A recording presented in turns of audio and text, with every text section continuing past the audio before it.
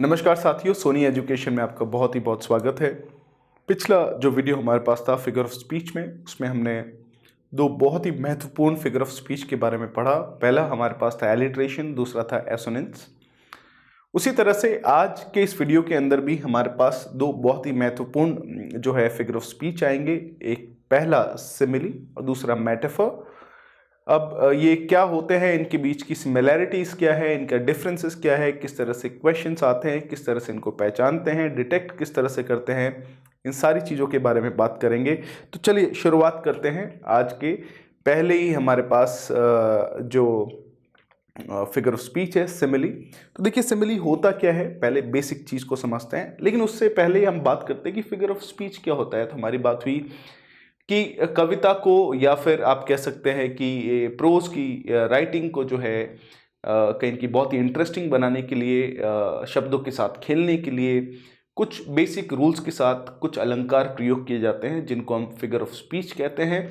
और उसमें हमारे पास है आज का सिमिली, जिसके बारे में है कि it's a figure of speech in which to essentially dissimilar objects और कॉन्सेप्ट्स। ये बड़ा ही हमारे पास जो है इंटरेस्टिंग सा साथियों कॉन्सेप्ट है, जिसको आप प्लीज़ ज़रूर दिमाग में रखें। हम ये बोलना चाह रहे हैं बहुत ही आसान सा और बहुत ही सिंपल सा कि टू एसेंशियली डिसिमिलर ऑब्जेक्ट्स और कॉन्सेप्ट्स। ये सबसे पहला पॉइंट आता है कि दो ऐसे कॉन्सेप्ट्स या ऐसी चीज़ें जो डिसिमिलर हो, यानी एक दूसरे से टोटली अलग हो, ये पहली शर्त है। are expressly compared with one another through the use of like or as। यानी दो अलग अलग चीजें जो होती है, दो अलग अलग कॉन्सेप्ट्स है जिनमें कोई तरह की सिमिलैरिटी नहीं है, उनको जो है कंपेयर किया जाता है एज और लाइक जैसे शब्दों के साथ। ये सबसे महत्वपूर्ण और पहला पोर्शन हमारे पास है। सेकेंड हमारे पास है simile is used as a literary device to assert similarity with the help of like और एज। यही हमारी जो बात हुई। Which are language constructs that are established equivalency, यानी equivalency यानी बराबरी की इनकी कंपैरिजन के लिए यूज किए जाते हैं। A proper simile creates an explicit comparison between two things that are different enough from each other such that their comparability appears appears unlikely। यानी दो अलग अलग बिल्कुल डिफरेंट जो चीजें होती है या कॉन्सेप्ट्स होते हैं, उनका कंपैरिजन कहीं की एज या लाइक जैसे शब्दों का प्रयोग करके किया जाता है। और इसी तरीके से जो है सिमिली जो हमारे पास फिगर ऑफ स्पीच है उसका उद्भव होता है, और उसको किस तरह से हम यूज करते हैं।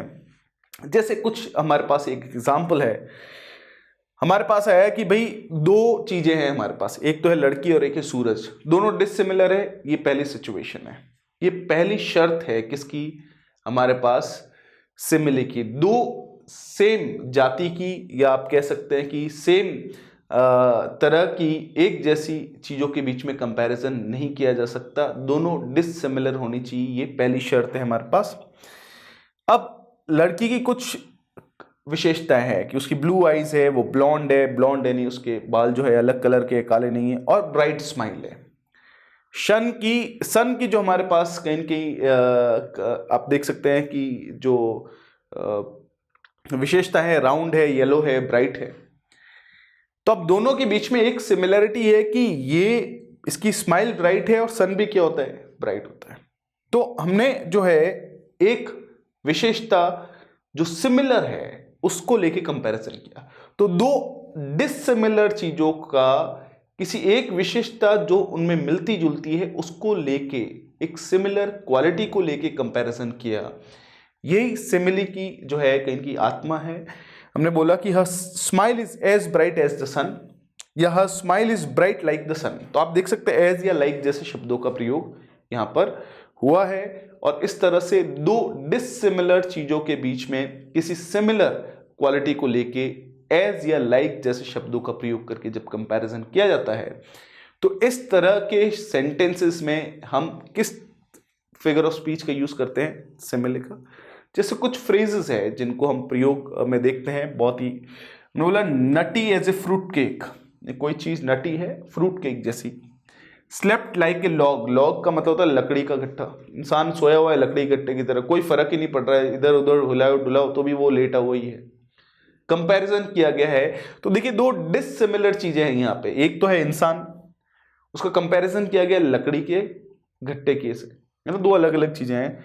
स्लाई एज ए फॉक्स, या हमने फिट्स लाइक ए ग्लव, तो एक इंसान है जो कहीं पे भी फिट हो जाता है, हमने बोला he fits like a glove everywhere, तो he fits like a glove, तो ही का जो है कंपैरिजन, या he is like a glove, तो या he fits like a glove, तो यहाँ पे एक इंसान का कंपैरिजन किया गया है ग्लव से, हाथ में जो पहनते हैं। अब एक इंसान और एक ग्लव टोटली डिफरेंट डिसिमिलर चीजें हैं, लेकिन एक विशेषता को लेकर उनका कंपैरिजन किया गया है। Cool as a cucumber, blind as a bat, light as a feather, इतना हल्का है कि जैसे हमने बोला कि दिस मार्कर या this marker is as light as a feather, तो अब ऑब्वियसली मार्कर और एक पंख दोनों बहुत ही डिफरेंट चीजें हैं, लेकिन एक क्वालिटी को लेकर दोनों को क्या किया गया है, कंपैरिजन किया गया है। लाइक वॉचिंग पेंट ड्राई, या वर्ड्स लाइक अ चार्म, देखिए अलग अलग एग्जाम्पल जिसमें एज और लाइक जैसे वर्ड्स आ रहे हैं, ये कहीं ना कहीं हमारे पास कॉन्सेप्ट है, लेकिन ये चीज आप हमेशा याद रखें बहुत सिंपल सी, कि जरूरी नहीं है कि लाइक आया है तो हमेशा और हमेशा, मतलब कि ये शॉर्टकट नहीं अपनाना है कि लाइक आया है तो ऐसा नहीं हमारे पास सिमिली होगा ही होगा। जैसे हमने बोला ही लाइक्स मैंगोज, तो ही लाइक्स मैंगोज में लाइक हमारे पास वर्ब है और इस सेंटेंस में कोई कंपैरिजन है ही नहीं, तो इसमें हमारे पास सिमिली नहीं है। ये छोटा सा जो है आप दिमाग में रखें, रटे ना कि एज या लाइक आया है तो हमेशा और हमेशा जो है सिमिली जो फिगर ऑफ स्पीच है वो उस वाक्य में या उस फ्रेज में कहीं यूज हो रखा है, ऐसा बिल्कुल जरूरी नहीं है। आपको सेंटेंस पूरा पढ़ना पड़ेगा, देखना पड़ेगा, पहली शर्त कि दो चीजों के बीच कंपैरिजन है या नहीं है, दो डिसिमिलर चीजों का होना बहुत ज्यादा जरूरी है, और एज या लाइक जैसे वर्ड्स आना जरूरी है। तीनों शर्तें जब पूरी होगी तभी हम जो है उस वाक्य में सिमिली का यूज हुआ है ऐसा कह सकते हैं, ऐसा लिख सकते हैं, ऐसा समझ सकते हैं, नहीं तो नहीं कर सकते आप। ओल्ड एज द हिल्स, यानी वो इतना पुराना है जैसे हिल्स है, हिल्स तो अब दोनों अलग अलग चीजें हैं। Pretty as a picture, hertz like the devil, strong as an ox, fight like cats and dogs, sparkle like diamonds, diamonds की तरह चमकता है, चीक्स लाइक रोजेस, गाल है जैसे किसकी तरह है, रोजेस की तरह है। तो कंपैरिजन किया गया है, तो आप देख सकते हैं गाल और रोजेस टोटली डिसिमिलर चीजें हैं, लेकिन उनकी एक विशेषता है कि दोनों में हो सकता है एक पिंकनेस हो, तो उसको लेके जो है एक विशेषता को लेके कंपैरिजन किया गया, और एज या लाइक जैसे शब्द भी आए हैं हमारे पास। फ्लैट एज ए पैनकेक, एक पैनकेक की तरह क्या है हमारे पास, फ्लैट है। हमने बोला आईज लाइक ग्लास, कांच की जैसी आंखें हैं। स्वीट एज शुगर, शुगर की जैसे स्वीट है। Dull as a door knob, door knob होता है उसकी तरह डल है, जब तक कि कोई हिलाए नहीं तब तक कि हिले नहीं। ब्राइट एज द सन, जिसके बारे में अभी बात हुई हमारे पास थी। Tough as nails, smart as a whip, mad as a hater, happy as a काम। तो आप यहां पर चीजें देख सकते हैं कि लाइक या एज जैसे शब्दों का प्रयोग हुआ है। तो यहां पर तीन शर्तें हमारे पास आती है। पहली हमारे पास जो है डिसिमिलर चीजें होनी चाहिए। सेकंड हमारे पास है एक कॉमन क्वालिटी को देखा जाता है,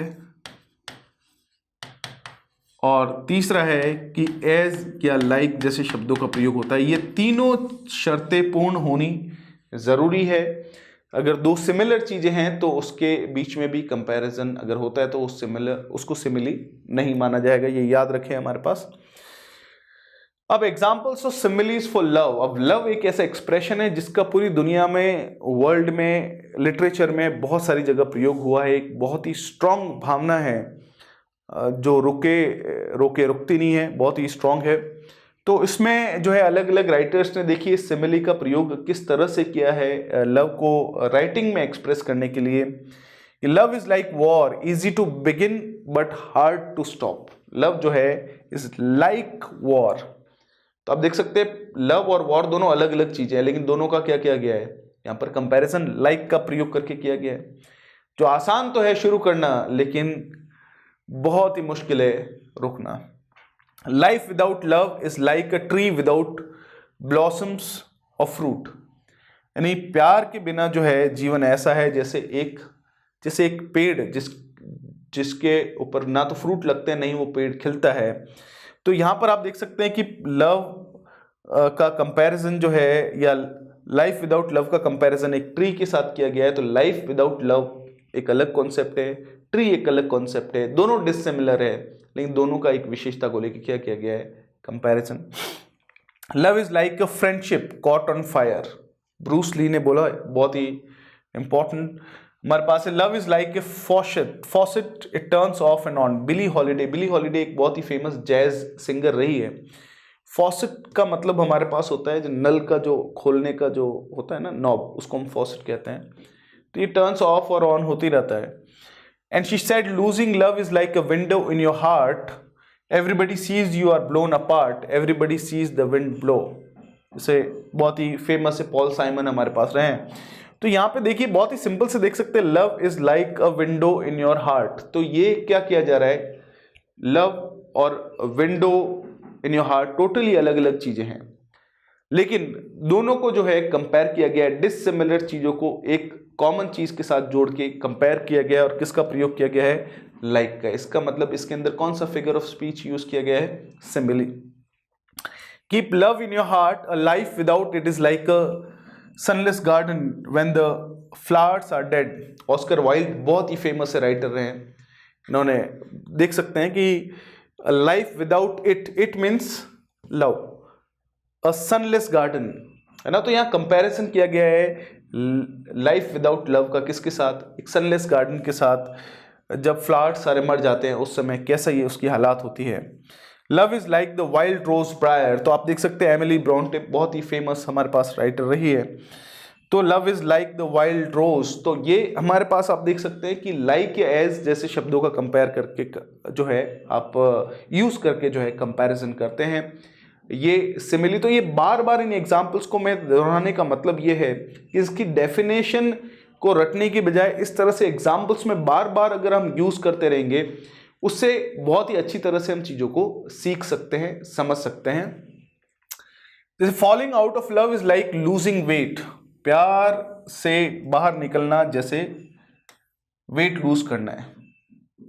it is a lot easier putting it on then taking of, कि वेट बढ़ाना तो आसान है लेकिन उसको जो है वेट को लूज करना बहुत ज़्यादा मुश्किल है। तो यही जो है कहीं न कहीं कंपैरिजन किया जा रहा है वेट लूज करने का और प्यार से पीछे छुड़ाने का, ये दोनों कहीं न कहीं कंपैरिजन किया जा रहा है। इसमें लाइक का भी कहीं न कहीं यूज किया गया है। Love is like a beautiful flower which I may not touch but whose fragrance makes the garden a place of delight just the same, Helen Keller का नाम बहुत ही सारे लोगों ने, आप सारे लोगों ने स्कूल से सुना हुआ होगा, पढ़ा हुआ होगा। रेना मारिया रिल्के एक बहुत ही फेमस से हमारे पास पोएट रहे हैं, उनकी बड़ी फेमस ये किताब है डायरी या letters to a young poet, you know, उसको अगर आपको मौका मिले तो उसको ज़रूर पढ़िएगा, बड़े इंटरेस्टिंग सी है। तो love is like the measles एक बीमारी है, the older you get it the verse the attack, जितना बड़ी उम्र में होगा उतना ही खतरनाक ये अटैक होएगा। सो ये हमारे पास जो है सिमिली के कुछ प्रोज के अंदर या कुछ फेमस लोगों ने जो लाइंस बोली है उनके एग्जाम्पल्स हमने देखे, और इन सभी के अंदर आपने एक कॉमन और एक बहुत ही सिंपल सी और बहुत ही इंपॉर्टेंट चीज देखी कि एज या लाइक जैसे शब्दों का प्रयोग किया गया है, दो डिसिमिलर चीजों के बीच में कंपैरिजन है किसी कॉमन क्वालिटी को लेकर। अब लिटरेचर के अंदर प्रोज को छोड़ के पोइट्री के अंदर भी आप देख सकते हैं, रॉबर्ट बर्न्स की एक बहुत ही फेमस सी कविता है रेड रेड रोज। तो हमने बोला O my love is like red red rose, तो लव की स्पेलिंग थोड़ी डिफरेंट दिखेगी ओल्ड इंग्लिश के हिसाब से, like a red red rose. तो लव का एक रोज के साथ क्या किया गया है, कंपैरिजन किया गया है, that is newly sprung in June. O my love is like the melody that sweetly played in tune. तो आप देख सकते हैं लव का कंपैरिजन यहाँ रोज के साथ है, यहाँ मेलोडी के साथ है, दोनों अलग अलग चीजें हैं, फिर भी कंपैरिजन किया गया है।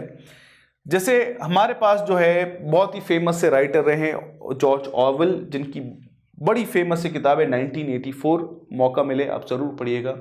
इनकी एक और बहुत फेमस किताब है एनिमल फार्म, प्लीज और प्लीज, बहुत ही फेमस सटायर है, व्यंग है सोसाइटी के ऊपर, जरूर आप पढ़िएगा। तो अब यहाँ पर एक छोटा सा हिस्सा 1984 जो बुक है उससे लिया गया है कि set as still as a mouse, वो उतना स्टिल यानी एकदम स्थिर बैठा जैसे एक माउस बैठता है। तो आप यहाँ देख सकते हैं कि इस जगह पर किसका प्रयोग हुआ है, एक इंसान का कंपैरिजन किया गया है माउस के साथ। दोनों डिसिमिलर चीजें हैं, लेकिन दोनों, माउस जैसे स्थिर बैठता है वैसे ही वो स्थिर बैठा, तो इसका मतलब एक क्वालिटी को लेके कंपैरिजन किया गया है और एज का भी प्रयोग किया गया है। सिमिली का डायरेक्ट यूज आप इसमें देख सकते हैं। In the futile hope that whoever it was might go away after a single attempt. तो कोई इंसान की बात चल रही है, कोई भी शांति से बैठा रहा, कोई इंसान दुबक के बैठा रहा चूहे की तरह कि जो भी अटैक करने आया था वो एक बार आके और वापस चला जाएगा। But no, the knocking was repeated, bar bar knocking की आवाज आ रही थी। The worst thing of all would be that to delay, सबसे बुरी चीज होगी डिले अगर किया जाए। His heart was thumping like a drum, देखिए आप देख सकते हैं वापस से सिमिली का यूज किया गया है कि his heart was thumping like a drum. तो हार्ट का और ड्रम के बीच में क्या किया गया है comparison. But his face from long habit was probably expressionless, उसका फेस जो है वो कहीं कहीं एक्सप्रेशनलेस था, लेकिन उसका हार्ट जो है वो एक ड्रम की तरह थंप कर रहा था। तो आप यहाँ पर सिमिली का फिर से जॉर्ज ऑरवेल की जो राइटिंग्स हैं उसमें आप प्रयोग देख सकते हैं, बहुत सारी जगह आपको सिमिली का प्रयोग मिलेगा। अब यहाँ पर आता है एक बहुत ही इंपॉर्टेंट पॉइंट जिससे हम आगे मेटाफर को पढ़ना शुरू करेंगे। Excuse me. जिस तरह से मेटाफर की बात करें या हमारे पास सिमिली की बात करें, तो यहीं पे हम कंपैरिजन कर सकते हैं बहुत ही सिंपल तरीके से। किसके अंदर, जैसे हमने बात की थी एलिट्रेशन और एसोनेंस के अंदर, तो हमने बात की ली एलिट्रेशन और एसोनेंस दोनों के अंदर साउंड की रिपीटेशन होती है, ये सिमिलैरिटी है। लेकिन एक में कॉन्सोनेंट या कॉन्सोनेंट साउंड्स की रिपीटेशन होती है और एक में वाउल या वाउल साउंड्स की रिपीटेशन होती है। तो एलिट्रेशन के अंदर कॉन्सोनेंट या कॉन्सोनेंट साउंड्स की रिपीटेशन होती है शब्दों की स्टार्टिंग के अंदर, और जो प्रोमिनेंट रिपीटेशन को शो करता है। और एसोनेंस के अंदर वाउल साउंड्स की रिपीटेशन होती है और जनरली शब्दों के बीच में होती है, इसलिए वो बहुत ही सूक्ष्म तरीके से यूज किया जाता है। उसी तरह से दो और हमारे पास फिगर ऑफ स्पीच आते हैं, सिमिली और मेटाफर। सिमिली जिसके बारे में हमने बात की है अभी, और मेटाफर जिसके बारे में हम बात करेंगे, दोनों के अंदर सिमिलैरिटी ये है कि दोनों के अंदर कंपैरिजन किया जाता है दो डिसिमिलर चीजों का। लेकिन डिफरेंस ये आता है कि सिमिली के अंदर एज या लाइक जैसे शब्दों का प्रयोग किया जाता है कंपैरिजन के लिए, और मेटाफर के अंदर एज या लाइक जैसे शब्दों का प्रयोग नहीं किया जाता। अब हमारे पास जो है कॉन्सेप्ट है कि जैसे मेटाफर का यूज करते हैं, हमने बोला ही इज ए वुल्फ। अब ही इज ए वुल्फ यानी वह एक भेड़िया है, तो इसमें एज या लाइक जैसे शब्दों का प्रयोग नहीं किया गया है। दो डिसिमिलर चीजें, एक इंसान और एक भेड़िया, दोनों के बीच कंपैरिजन किया गया है। तो मेटाफर का जो है कॉन्सेप्ट है उसको देखिए और देखते हैं हम, और उसको कंपेयर करके सीखते हैं कि दोनों के अंदर डिफरेंस क्या निकल के आ रहा है। देखिए, in this metaphor the comparison made is that a person is equal to wolf. He is a wolf, जैसे ही हमने बोला ही इज ए वुल्फ, तो इसका मतलब है कि वो इंसान भेड़िए के जो है इक्वल है, नॉट लाइक ए वुल्फ, भेड़िए जैसा नहीं है, भेड़िए ही है। यानी आपने एक इंसान को भेड़िए ही बना दिया है, वो भेड़िए जैसा है ऐसा नहीं बोला है। Since this can not be literal, यानी ऐसा तो हो नहीं सकता कि वो भेड़िए ही है, इसका मतलब उसके मुंह वैसा हो जाएगा या वैसे बाल आ जाएंगे, चार पैर हो जाएंगे, ऐसा तो नहीं है। लेकिन इसका मतलब कहीं कहीं यही होगा कि is like a wolf in some way, probably that he is predatory, wild and और हंग्री। यानी वो भेड़िए के जो लक्षण जिस तरह के होते हैं उस तरह के लक्षण आपको किसी इंसान में दिखाई दिए, तो आपने दो तरह के सेंटेंसेस, एक्चुअली तीन सेंटेंसेस बनाए। एक तो आपने बोला ही इज अ वुल्फ, नहीं वो भेड़िया ही है, आपने कंपैरिजन तो किया लेकिन उस इंसान को वही बना दिया। जैसे आपने बोला कि a camel is the ship of the desert. Camel जो है वो रेगिस्तान का जहाज होता है। तो आपने ये नहीं बोला कि रेगिस्तान के जहाज जैसा होता है या समंदर के जहाज जैसा होता है, आपने बोला कि कैमल होता ही जहाज है। सो ऑब्वियसली असली वाला जहाज दिखने में तो नहीं होगा कैमल, लेकिन उसका कंपैरिजन इस तरीके से किया गया है कि आपने जिससे कंपैरिजन किया है उसको वही चीज बना दिया है, जैसे वह भेड़िया है। वहीं पे अगर हम बात करते हैं सिमिली और मेटाफर के बीच में कंपैरिजन की, तो हमने बोला एक तो हमने बोला ही इज ए वुल्फ, और एक हमने बोला he is like a wolf, या he is as hungry as a wolf. तो यहां पर आप बेसिक कंपैरिजन आप देख सकते हैं, बहुत ही इंटरेस्टिंग सा, बहुत ही इंपॉर्टेंट सा, कि एज या लाइक जैसे शब्दों का प्रयोग करके अगर दो डिसिमिलर चीजों का कंपैरिजन किया गया है तो सिमिली है, और एज या लाइक जैसे शब्दों का प्रयोग नहीं किया गया है तो हमारे पास क्या है, मेटाफर है। सो यहां पर हमारे पास जो है बहुत इंपॉर्टेंट पॉइंट आता है कि both metaphors and similes make the same kinds of with comparison just in different words. So ये हमारे पास जो है कहीं की बहुत ही महत्वपूर्ण कॉन्सेप्ट आता है सिमिली और मेटाफर का। इसमें अब हम जो सिमिली हमने पढ़ा है उसी तरह से हम मेटाफर को थोड़ा इलेबोरेट करके पढ़ते हैं, देखते हैं मेटाफर क्या है। अब हमारे पास है कि metaphor is a figure of speech that makes comparison between two unlike things. तो यहां पे क्या हो गया, सिमिली और मेटाफर दोनों में सिमिलरिटी क्या है कि अनलाइक थिंग्स जो है उनका कंपैरिजन होता है।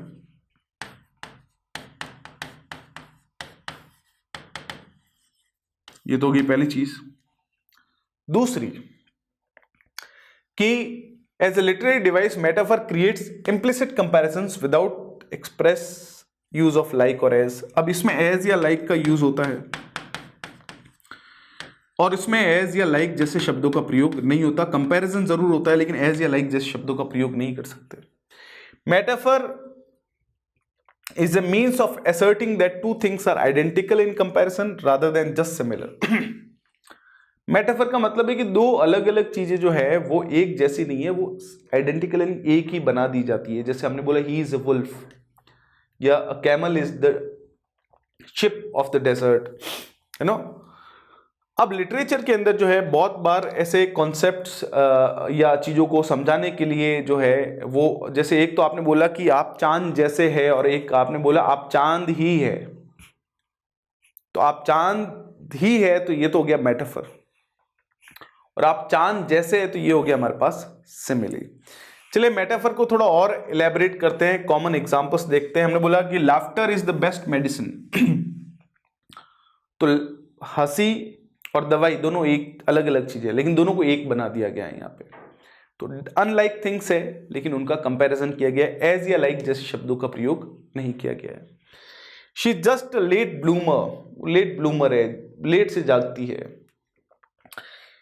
Is there a black sheep in your family, कोई फैमिली में ब्लैक शीप है तो कंपैरिजन किया गया है। His heart of stone surprised me, तो हिज हार्ट ऑफ स्टोन, तो हार्ट अलग चीज है, स्टोन अलग चीज है, लेकिन हार्ट को स्टोन बना दिया गया है, you know. I smell success in this building, तो ऑब्वियसली एक बिल्डिंग के अंदर सक्सेस की स्मेल तो आएगी नहीं, लेकिन दोनों अलग अलग चीजों को कंपेयर किया गया है। He is buried in a C of paper work, बहुत सारे पेपर वर्क के समंदर में वो डूबा हुआ है। तो अब पेपर वर्क का समंदर होता है क्या, लेकिन कंपैरिजन किया गया है और एज या लाइक जैसे शब्दों का प्रयोग नहीं किया गया है।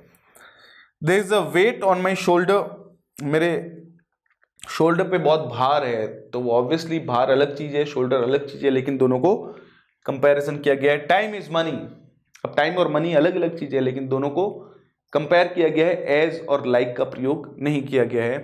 No man is an island, island अब देखिए यहाँ पे इसमें ढूंढने की कोशिश कीजिए क्या कंपैरिजन किया गया है। तो कोई आदमी आइलैंड नहीं है, आइलैंड में आइलैंड तो क्या होता है, अकेला, लेकिन आदमी या वो इंसान तो है, वो तो सामाजिक प्राणी है, वो अकेला नहीं रह सकता। That actor is a tall drink of water, तो टॉल ड्रिंक ऑफ वाटर, तो अब एक्टर का comparison toll drink of water से किया गया है। As is a state of mind, as और स्टेट ऑफ माइंड दोनों अलग अलग चीजें, लेकिन दोनों को एक ही बना दिया गया है। Last night I slept the sleep of the dead, तो लास्ट नाइट सोया इंसान, ऐसे सोया जैसे कोई मुर्दा इंसान सोता है, कोई फर्क नहीं पड़ता। The new parents had stars in their eyes, तो नए पेरेंट्स जो है खुशी से झूम रहे थे, खुश थे बहुत, तो उनकी आंखों में तारे थे। तो ऑब्वियसली असली में तो तारे थे नहीं, लेकिन कहीं न कहीं कंपेयर किया गया और ऐसा मान लिया गया कि सच में ही तारे थे।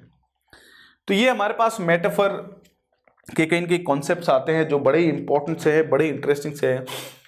The criminal has blood on his hands, तो यहां पर आप देख सकते हैं कि क्रिमिनल के हाथों में खून है, तो असली में खून नहीं है, लेकिन इस तरह से कंपेयर किया गया है कि हाँ इसके हाथों में है खून, तो इसका मतलब वो असली में दिखेगा नहीं। ये एक तरह का कंपैरिजन है, एब्स्ट्रैक्ट कॉन्सेप्ट देने के लिए लिटरेचर में यूज किया जाता है। There is a garden in a face, तो ऐसा नहीं है कि किसी इंसान के फेस में गार्डन है, लेकिन हमने जो है डायरेक्ट कंपैरिजन किया है और दोनों को आइडेंटिकल बताया है। Our family is a patch of quilt, quilt यानी रजाई। She has been living in a bubble, वो एक बबल में रह रही है, तो असली में कोई बबल नहीं है, लेकिन ऐसा मान लिया गया है कि वो बबल में रह रही है। इस तरह का कंपैरिजन किया गया है, इस तरह की एक बात को रखने का तरीका है ये, जिसके अंदर कंपैरिजन है दो डिसिमिलर अनलाइक चीजों का, और वहां पर जो है एज या लाइक जैसे शब्दों का यूज नहीं किया गया, इसलिए ये जो फिगर ऑफ स्पीच यहां पर यूज किया जा रहा है वो क्या है, हमारे पास मेटाफर है। Your argument is a slippery slope, या you found it under a blanket of sand, कोई चीज खो गई रेत की कंबल के नीचे। तो अब रेत की कोई कंबल होती है क्या? नहीं होती। रेत और कंबल का कंपैरिजन किया गया है, उस एक विशेषता को कंपैरिजन किया गया है। I am please to meet your better half, है ना। Love is a battlefield, love एक बैटलफील्ड है, तो लव और बैटलफील्ड का क्या किया गया है, कंपैरिजन किया गया है। Each friend represents a world in us, या फिर you are sunlight and I moon, तुम सनलाइट हो और मैं मून हूं, तो असली में नहीं है, लेकिन एक कंपैरिजन किया गया है क्योंकि एब्स्ट्रैक्ट कॉन्सेप्ट से।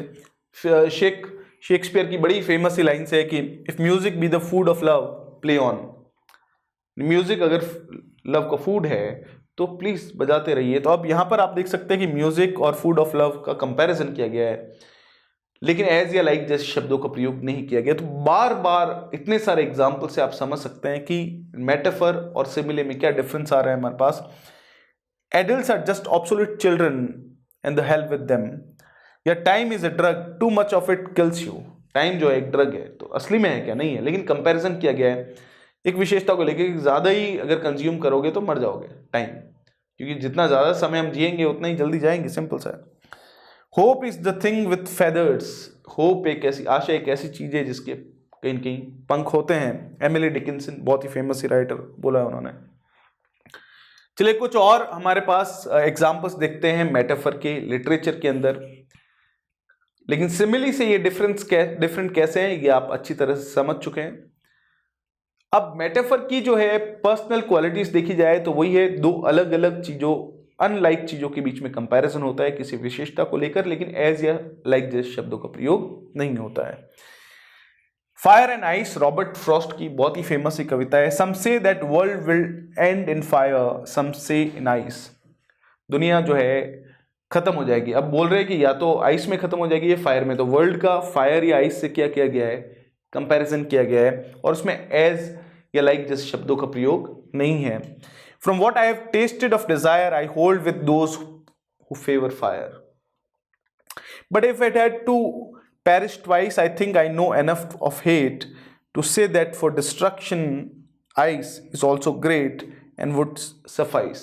तो जो है ये कहीं न कहीं एक एब्स्ट्रैक्ट मीनिंग देने के लिए जो है हमारे पास रॉबर्ट फ्रॉस्ट ने जो है ये कविता लिखी है, लेकिन यहाँ पर आप देख सकते हैं कि वर्ल्ड का कंपैरिजन जो है वो उसका एंड होगा फायर या आइस में। इन शॉर्ट अगर हम बात करें वर्ड टू वर्ड अगर हम बात करें तो यहाँ पे कंपैरिजन किया गया, लेकिन एज या लाइक जैसे शब्दों का प्रयोग नहीं है। जैसे हमारे पास ड्रीम्स करके एक और कविता है, देखते हैं। Hold fast to dreams for it if dreams die life is a broken wing bird that can not fly. तो आप देख सकते हैं लाइफ का जो है एक कंपैरिजन किया गया है ब्रोकन विंग बर्ड के साथ, एक टूटे हुए पर पंख के पक्षी के साथ, लेकिन इस कंपैरिजन के अंदर एज या लाइक का यूज नहीं है। Hold fast to dreams for when dreams go life is a barren field. बंजर खेत से कंपैरिजन किया गया है लाइफ के साथ। Frozen with snow. तो यहां पर आप देख सकते हैं कि कंपैरिजन है, दो डिसिमिलर चीजों के बीच में कंपैरिजन है, लेकिन एज या लाइक जैसे शब्दों का प्रयोग नहीं किया गया है। यही कहीं के हमारे पास बहुत ही अच्छी क्वालिटी है मेटाफर की। सिंस फीलिंग इज फर्स्ट, ये हमारे पास ई कमिंस की कविता है कि we are for each other, हम सारे लोग एक दूसरे के लिए। Then laugh leaning back in my arms, for life is not a paragraph, life एक पैराग्राफ नहीं है। And death I think is no parenthesis. तो लाइफ का पैराग्राफ से कंपैरिजन किया गया कि लाइफ पैराग्राफ नहीं है, लेकिन कंपैरिजन तो है। इसका मतलब बहुत सिंपल सा है कि एज या लाइक का प्रयोग करके दो डिसिमिलर चीजों के बीच में कंपैरिजन नहीं है। तो यहां पर हमारे पास क्या आ गया, मेटाफर आ गया। तो अब फिर से हम कुछ एग्जांपल्स देखते हैं और हम देखते हैं कि मेटाफर और सिमिली में क्या डिफरेंस है। दोनों के अलग अलग जो डेफिनेशन है उसको हम अच्छे से समझ चुके हैं कि दो डिसिमिलर चीजों के बीच में कंपैरिजन होना। अब एक एग्जांपल है, all the world is a stage and all the world is like a stage. दोनों का मीनिंग सेम है, लेकिन एक में लाइक है और एक में नहीं है, कंपैरिजन हो रहा है। तो ये मेटाफर हो गया और ये सिमिली हो गया। My heart is a lonely Hunter, my heart is like a lonely Hunter, same meaning है, एक में लाइक है एक में नहीं है, तो metaphor simile. She was a wild fire of rage, या she was in a rage, she was as deadly as a wild fire. दोनों का मीनिंग सेम है, लेकिन सिंपल सा है कि यहां पर हमारे पास लिखने का तरीका अलग है, एक में एज या लाइक जैसे शब्दों का प्रयोग हुआ और एक में नहीं है। तो ये साथियों मेटाफर और हमारे पास सिमिली के अंदर डिफरेंस आता है। चलिए नेक्स्ट हमारे पास आते हैं, बहुत ही इंपॉर्टेंट सा आप कह सकते हैं हमारे सिलेबस के हिसाब से अंतिम फिगर ऑफ स्पीच है। इसके बाद हम राइम की भी बात करेंगे नेक्स्ट वीडियो में, जो राइम हमारे सिलेबस में दे रखा है। अब हमारे पास आता है पर्सोनिफिकेशन, जिसको हिंदी में हम कहते हैं मानवीकरण। अब मानवीकरण होता क्या है साथियों, कि जब किसी नॉन ह्यूमन बीइंग के अंदर एक ह्यूमन इमोशन डालने की कोशिश की जाती है, या उसको एक ह्यूमन की तरह ट्रीट किया जाता है। जैसे हिंदी में गर्मियों के दिनों में जैसे बात करें कि जैसे हिंदी में एक एग्जांपल समझते हैं, बहुत तेज गर्मी पड़ रही है, तो आपने बोला कि सूरज को बहुत गुस्सा आ रहा है, तो आपने बोला सूरज को गुस्सा आता है क्या? नहीं, गुस्सा तो किसको आता है? इंसान को आता है। लेकिन गुस्सा एक इंसानी प्रवृत्ति है, लेकिन उसको सूरज के साथ जोड़ा गया है, तो वो हमारे पास क्या है? मानवीकरण, personification. So personification is a figure of speech in which an idea or thing is given human attributes. Attribute का मतलब क्या होता है? Quality of feelings or spoken of as if it were human. यानी कोई भी आइडिया या कोई भी चीज जो है उसके अंदर ह्यूमन क्वालिटीज जो है उसको कहीं कहीं ह्यूमन क्वालिटी डाली जाती है, फीलिंग्स डाली जाती है, या इस तरह से बात की जाती है जैसे वो नॉन ह्यूमन बीइंग, वो चीज जो है इंसान ही है। Personification is a common form of metaphor in that human characteristics are attributed to non-human things। यही सेम बात कह रहे हैं हम कि नॉन ह्यूमन बीइंग के अंदर ह्यूमन कैरेक्टरिस्टिक्स डालने की कोशिश की जाती है। It allows writer to create life and motion within inanimate objects, animals and even abstract ideas by assigning them recognizable human behavior and emotions। यानी ये जो हमारे पास फिगर ऑफ स्पीच है, ये जो हमारे पास अलंकार है, मानवीकरण, पर्सोनिफिकेशन, ये एक राइटर को जो है बहुत ही आज़ादी देता है चीज़ों की, जिसमें वो बहुत सारी आप कह सकते हैं कि एनिमल्स के अंदर, ऑब्जेक्ट्स के अंदर बहुत सारे आइडियाज़ जो है उनके अंदर बहुत सारी ऐसी ह्यूमन इमोशंस डाल के उसको अलाइव करने की कोशिश करता है राइटिंग के अंदर या लैंग्वेज के अंदर। Excuse me. कुछ कॉमन एग्जांपल्स हम देखते हैं। हमने बोला कि my alarm yelled at me this morning, alarm सुबह मुझ पे चिल्लाया। तो अलार्म कभी चिल्ला सकता है, चिल्लाता तो कौन है? इंसान। लेकिन एक अलार्म के अंदर इंसानी प्रवृत्ति डालने की कोशिश की गई है। I like onions but they don't like me, मैं प्याज पसंद करता हूँ लेकिन प्याज मुझे पसंद नहीं करते। तो पसंद तो इंसान करता है, प्याज कर सकता है क्या? लेकिन उनके अंदर एक कंपैरिजन डाला गया है। The sign on the door insulted my intelligence, कि जो डोर पे जो साइन है उसने मुझे नहीं, मेरे इंटेलिजेंस को जो है। तो आपकी इंटेलिजेंस क्या सजीव है? नहीं है, वो तो निर्जीव है। वो एक आइडिया हो सकता है, लेकिन उस साइन ने मेरी इंटेलिजेंस को जो है कहीं कहीं इंसल्ट किया। My phone is not cooperating with me today, मेरा फोन मेरे साथ कोऑपरेट नहीं कर रहा है। तो कोऑपरेट तो कौन करता है? सजीव चीज करती है। लेकिन यहाँ पे कोऑपरेट करने का जो प्रवृत्ति है वो इंसानों में होती है, लेकिन वो किसके अंदर डालने की कोशिश की गई है? फोन के अंदर, और उससे एक अर्थ निकाला गया है और वो सही अर्थ है। तो ये आप देख सकते हैं कि पर्सोनिफिकेशन के अलग अलग एग्जाम्पल्स के थ्रू हम समझ रहे हैं चीज़ों को।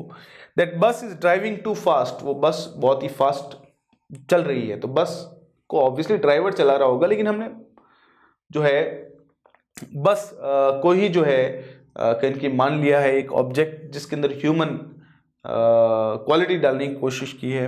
My computer works very hard, मेरा कंप्यूटर बहुत मेहनत करता है। तो मेहनत तो उस पर बैठने वाला, उसको चलाने वाला करता होगा, लेकिन तो भी आपने कंपैरिजन या सॉरी आपने जो है एक ह्यूमन क्वालिटी डालने की कोशिश की गई है।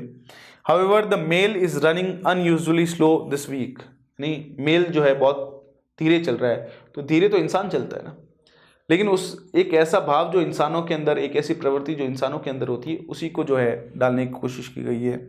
I wanted to get money but the ATM died, मैं पैसा जो है लेना चाह रहा था लेकिन ATM मर गया। तो अब मरता तो कौन है? इंसान। लेकिन ATM ने एक ऐसा साइन दिया कि ऐसा लगता है जैसे इंसान के अंदर जो प्रवृत्ति मरने की होती है वो डाली गई है। The article says that spinach is good for you, तो हमने बोला आर्टिकल ऐसा कहता है कि जो स्पिनिच होती है, पालक जो होती है, वो आपके लिए अच्छी है। तो ऐसा आर्टिकल कहता है या किसी जिसने वो आर्टिकल लिखा था वो कहता है? ऑब्वियसली जिसने आर्टिकल लिखा होगा वो इंसान कहेगा, लेकिन आपने तो बोला आर्टिकल कहता है। आर्टिकल यानी जो लिखी हुई चीज, वो तो निर्जीव है, तो वो कह सकती है क्या? कह तो कौन सकता है? इंसान। लेकिन देखिए इस तरह से चीज़ों का इंसानीकरण किया जाता है, इंसानी भावनाएं डालने की कोशिश की जाती है। इसी चीज़ को हम कहते हैं पर्सोनिफिकेशन, मानवीकरण। जैसे unfortunately when she stepped on the Lego her foot cried, उसका पैर रोने लगा। तो पैर रो सकता है क्या? ऑब्वियसली उसके अंदर दर्द हुआ होगा, लेकिन पैर के अंदर जो है एक, तो आप देख सकते हैं इंसान के किसी पार्ट के अंदर भी जो है, जैसे आपने बोला योर माई हार्ट क्राइज, मेरा दिल रोता है, नहीं रोता, जैसे हंसता है। तो हंसता तो कौन है? इंसान है, लेकिन किसी इंसानी शरीर के हिस्से का भी पर्सोनिफिकेशन किया जा सकता है, क्योंकि एक इंसानी हिस्सा अपने आप में पूरा सजीव इंसान नहीं हो सकता। The sunflowers hung their heads, sunflowers ने अपने जो है सर झुका दिए हैं। तो सूरज जो है अस्त हो गया होगा तो उन्हें सर झुका दिए। तो सनफ्लावर्स अब सर झुकाते हैं क्या? सर तो कौन झुकाता है? इंसान झुकाता है। लेकिन यहाँ सनफ्लावर्स का कंपैरिजन किया गया है। सनफ्लावर्स के अंदर इंसानी प्रवृत्ति डालने की कोशिश की गई है, जो मीनिंग भी बनाती है। ऐसा नहीं है कि मीनिंगलेस चीज़ें बनेगी पर्सोनिफिकेशन का यूज़ करके। दैट डोर जम्प्ड इन माई वे, आप जा रहे थे, एक दरवाजा गिर गया आपके सामने, तो जानबूझ के तो गिरा नहीं होगा, इस तरह से तो इंसान गिरता है, लेकिन डोर का कंपैरिजन या मानवीय प्रवृत्ति डालने की कोशिश की गई है। The school bell called us from outside, school bell ने हमें बाहर से बुलाया। तो स्कूल बेल बजी, आप तो स्कूल बेल ने बुलाया तो नहीं होगा, ऑब्वियसली बुला तो कौन सकता है? इंसान। तो आप देख सकते हैं इतने सारे एग्जाम्पल्स जो हम कहीं न कहीं देख रहे हैं, उनसे आपको पर्सोनिफिकेशन का एक आइडिया हो रहा होगा कि किस तरह के वाक्य पर्सोनिफिकेशन को शो करते हैं, या पर्सोनिफिकेशन का प्रयोग किस तरह से किया जाता है। जैसे in addition the storm trampled the town, जो तूफान है उसने जो है कुचल दिया किसको? टाउन को। तो कुचल सकते हैं क्या चीज? मानव किसी चीज को कुचल सकता है, लेकिन एक स्टॉर्म ने कुचल दिया। इसका मतलब स्टॉर्म के अंदर मानवीय प्रवृत्ति डालने की कोशिश की। I can't get my calendar to work from me, मेरा कैलेंडर मेरे लिए काम नहीं कर रहा है। तो काम तो कौन करता है? इंसान। कैलेंडर काम करता है क्या? लेकिन यहाँ पर एक मीनिंग वाली बात को लिखा गया है, this advertisement speaks to me. ये एडवर्टाइजमेंट मेरे से बात करती है। जैसे टेढ़ा है मगर मेरा है, आपने ले लिया और इसी पे जो है कुरकुरे खरीदने भी चले गए। अब लोग ये एडवर्टाइजमेंट मेरे को लगता है मेरे से बात करती है। तो एडवर्टाइजमेंट बात करती है क्या? बात तो कौन करता है? इंसान करता है। एडवर्टाइजमेंट एक हमारे पास क्या है? निर्जीव चीज़ है। तो इस तरह से आप देखेंगे कि हमारे पास बहुत सारे ऐसे एग्जाम्पल्स आप देखेंगे जिसके अंदर ये सेम चीज़ आपको पर्सोनिफिकेशन वाला आइडिया बहुत अच्छे से समझ पा रहेंगे कि fear grip the patient waiting for a diagnosis. कि पेशेंट का चेकअप हो रहा था तो डर ने उस पेशेंट को जकड़ लिया। तो डर क्या है? कोई चीज़ है? नहीं, एक विचार, एक आइडिया है। अब जकड़ने का काम तो कौन कर सकता है? इंसान। लेकिन डर ने जकड़ लिया पेशेंट को। तो यहाँ पे फियर का क्या हो रखा है? पर्सोनिफिकेशन। ग्रिप करने का काम क्या होता है? इंसान का होता है। The cupboard groans when you open it ना। ग्रोन यानी आपने डकार आती है इंसान को, या फिर तो कपबोर्ड जो है जिसके अंदर बहुत सारे कप या बहुत सारी आप कह सकते हैं क्रॉकरी वॉकरी, तो आप खोलते हैं तो ऐसी ऐसी आवाज़ आती है जो इंसान के अंदर आती है। तो कंपैरिजन किया गया है। Can you see that star winking at you? वो स्टार तुम देख सकते हैं जो तुम्हारी तरफ आंख मार रहा है। तो ऑब्वियसली वो टिमटिमा रहा है, लेकिन वो स्टार तुम्हारी तरफ आंख मार रहा है। इसका आंख तो किसकी होती है? इंसान की होती है। लेकिन स्टार का कंपैरिजन इंसानी मानवीय प्रवृत्ति के साथ किया गया है और ये मीनिंग भी बैठा रहा है। इसका मतलब ये नहीं है कि मीनिंग नहीं बैठा रहा है, मीनिंग भी बननी चाहिए।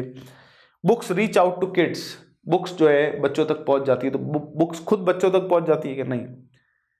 तो इस तरह से जो है आप कहीं न कहीं कंपैरिजन करते हैं। लिटरेचर के अंदर भी इसका प्रयोग हम देखते हैं।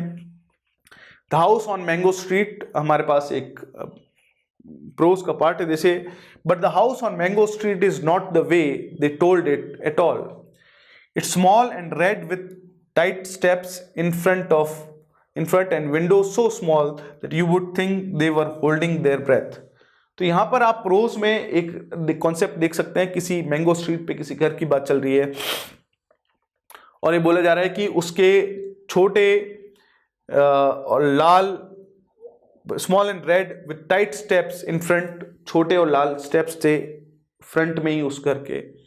एंड विंडो सो स्मॉल, यानी इतनी छोटी विंडोज थी जैसे आपको लगेगा कि वो अपनी सांस रोके हुए हैं।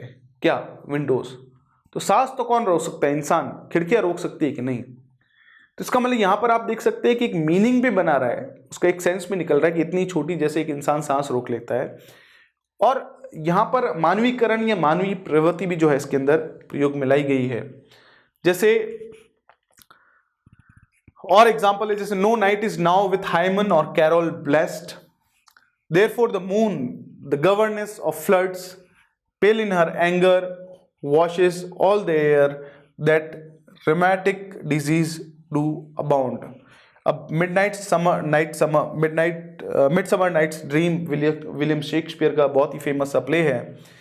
तो इसमें आप देख सकते हैं कि कहीं न कहीं मून का जो है एक कहीं न कहीं पर्सोनिफिकेशन किया गया है कि जो फ्लड्स को गवर्न करता है, जो हमारे पास एंगर के अंदर वो सारे के सारे जो है पूरा का पूरा एयर को जो है वॉश कर देता है।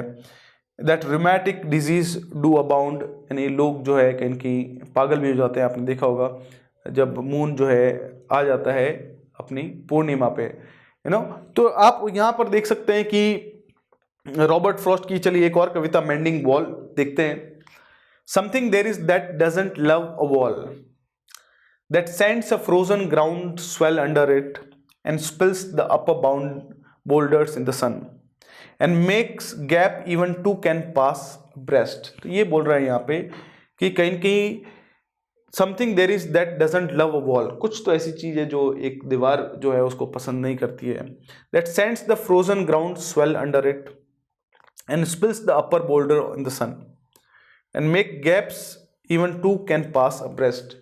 यानी कहीं न कहीं गैप बनाने का काम तो कौन कर सकता है? इंसान। वॉल कर सकती है क्या? नहीं।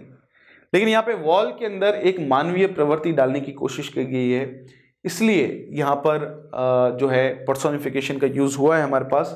तो साथियों, ये हमारे पास आज के हमारे वीडियो के अंदर हमने बात की तीन बहुत ही इंपॉर्टेंट फिगर ऑफ स्पीच, जिसमें से दो पहले थे सिमिली और मेटाफर। दोनों के अंदर क्या समानताएं हैं, दोनों के अंदर क्या विषमताएं हैं, इनको जो हमने पढ़ा वो एग्जाम पॉइंट ऑफ व्यू से ज़रूरी है।